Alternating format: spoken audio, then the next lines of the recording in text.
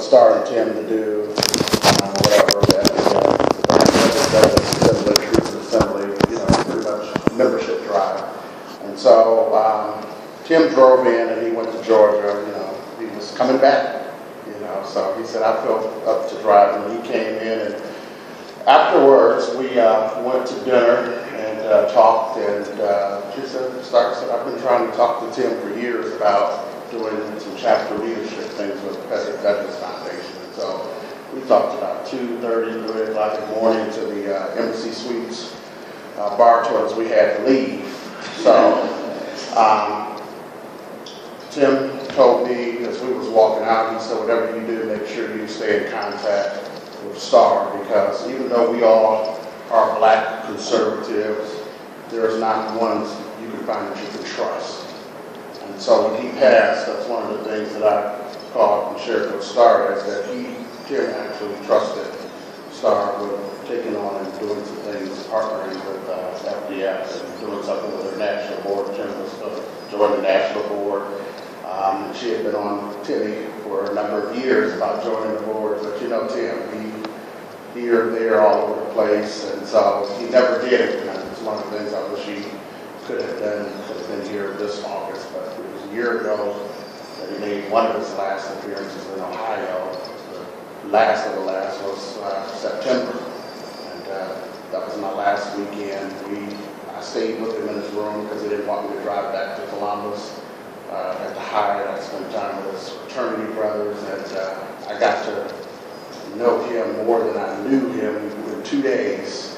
And it's just a tremendous asset to have Star willing to carry on and do some things with his mission. And so Dean and Troy has done a tremendous job, and so I hope we can carry this on even further with what he wanted to do.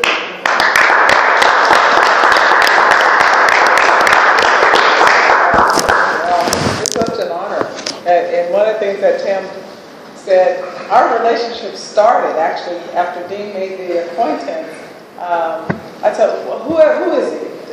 He's like, you just need to meet this brother. And I said, okay, fine. I'm in New York. So I was up in New York, and so Tim was in New York, and I said, he said, how much time do you have? I said, I have a couple of hours because I've got to find a pair of shoes. And so we spent 2 hours finding shoes. Yeah, he did mention. We talked the whole time while I'm going through every store on Madison and Fifth Avenue to find my shoes. But one of the things that I think he left the impression on all of our heart, I found shoes, and we got to know each other very well. I got some problem with you ladies. I'm not surprised. And he wanted me to pick the first pair I saw, but of course, 20 try-ons later, I went back to the first pair. But one of the lessons that he helped me to really recognize that we have to do as a movement is stay in your lane. Remember, he used to say that all the time. Stay in your lane. And if all of us stayed in our lane, we wouldn't think of ourselves as competitors. Right. We wouldn't think of ourselves as alone. We would be able to build side by side a movement that's needed for this country and for the world. I don't normally dress in this, in fact, the neighborhood I just left, they probably thought I was a streetwalker, and I was walking because it wasn't pretty, and an Uber didn't come, and 30 minutes later, I finally walked into the window. I'm like, because I've never been to windows, so I'm getting closer, and they could take a taxi, but the reason I'm mentioning this is because I just finished a show for NBC's affiliate in Britain, for London. So I bring that up to say, not just for this country, but for the world. For the world. We are the leaders of the world.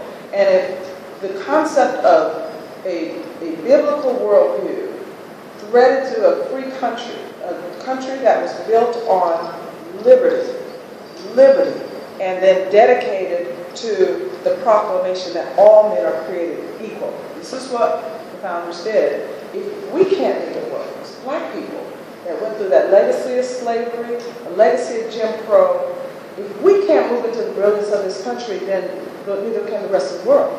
And as George Bush used to say all the time when he was in Washington D.C., amongst all the mistakes he was making, one thing that he did say that is absolutely true, and that we're only 5% of the world.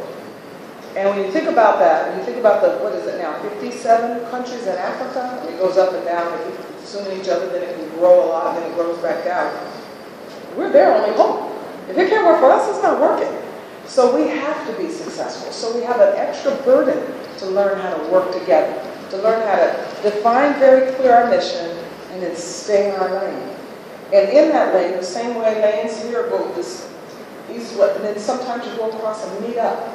We want to look for opportunities to do that. We want to look for opportunities to work together. And we want to look for opportunities to share information, share resources, share opportunities.